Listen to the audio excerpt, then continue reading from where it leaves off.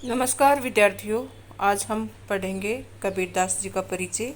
कवि परिचय की इस कड़ी में आज के हमारे कवि हैं कबीरदास जी। चलिए कबीरदास जी का जीवन परिचय सबसे पहले जानते हैं। कबीरदास जी का नाम संत कवियों में सर्वोपरि है। इनके जन्म और मृत्यु के बारे में अनेक किंवदंतियाँ प्रचलित हैं। किंवदंतियाँ मतलब कहानियाँ। इनके बारे में अनेक तरह की कहानियाँ प्रचलित हैं कि ये हिंदू थे या मुस्लिम थे।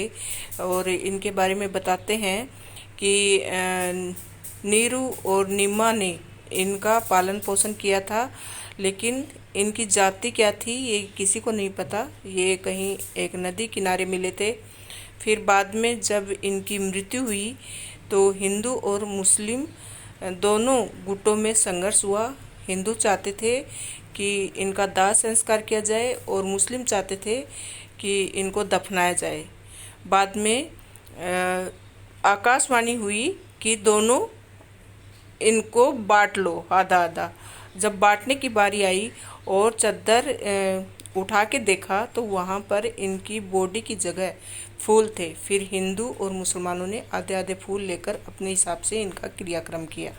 तो चलिए इनकी थोड़ी जानकारी और ले लेते हैं हम। तो ये संत कवियों में सबसे ऊपर थे। इनके जन्म और मृत्यु के बारे में अनेक किंवदंतियाँ प्रचलित हैं। इनका जन्म 1398 ईस्वी में वाराणसी के लहर तारा नामक स्थान पर हुआ। कबीरदास ने स्वयं को काशी का जुलाहा कहा। इनके विधिवत साक्षर होने का कोई प्रमाण नहीं मिलता। ये स्वयं कहते हैं, ससी कागज छुपो नहीं, छुयो नहीं, कलम गही नहीं हाथ। मतलब कभी भी कागज को छुआ नहीं और हाथ में कभी भी कलम ली नहीं। तो ये खुद स्वीकार करते हैं कि इन्होंने कभी कोई पढ़ाई नहीं की।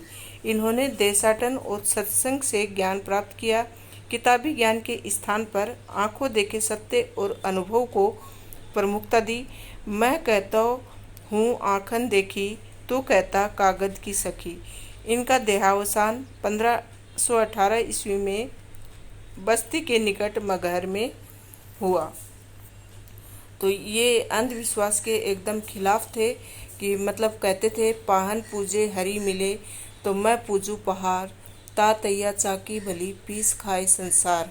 मतलब इस पत्थर को पूजने से अगर भगवान मिलता है तो मैं पूरा पहाड़ ही पूज डालूं, लेकिन उससे कुछ हासिल नहीं होगा। इससे अच्छा तो वो पत्थर की चक्की बली है जिससे कोई गरीब इंसान अपने हाथों से पीस कर तो खाता है, किसी का गुजारा तो होता है, किसी का काम तो चलता है।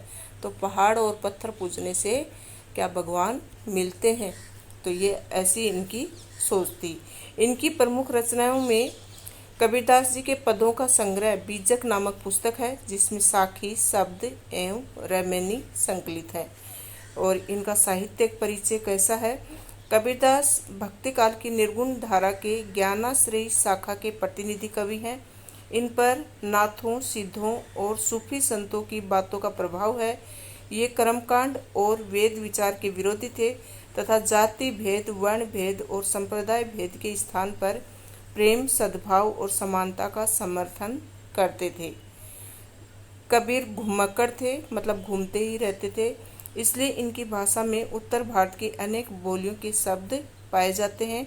वे अपनी बात को साफ एवं दो टूक शब्दों में प्रभावी ढंग से कह देने के हिमायती थे।